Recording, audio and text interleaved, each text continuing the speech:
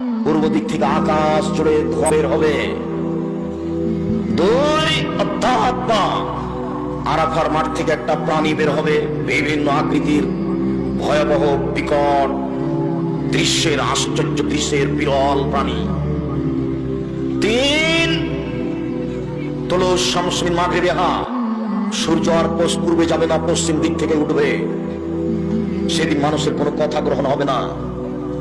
চার, নজরুল ঈসা, ঈসা আলাইহিস সালাম আসবেন সিরিয়ার দামেস্কের জুমা মসজিদের শ্বেতপাথরের মিনারে, দুইজন ফেরেশতার মাধ্যমে নেমে আসবেন। তখন আসরের ইকামত দেওয়া হয়েছে। ইমাম মাহদী বলবেন, ঈসা সাল্লাল্লাহু, আসেন আপনি আমাদের ইমামতি করেন, আসেন আসেন আপনি আমাদের ইমামতি করেন। তখন ঈসা আলাইহিস সালাম বলবেন, না না না না, আপনারা সম্মানী মানুষ, আপনারা আপনাদের ইমামতি করেন, আমি নই। ঈসা আলাইহিস সালাম থাকবেন ইমাম মাহদীর সময়, ইমাম মাহদী থাকবেন ঈসা আলাইহিস সালামের সময়। অতএব আর 10 বছর পরে আগামীকালকে ঈসা আলাইহিস সালাম চলে আসবেন, এই কথা মিথ্যে।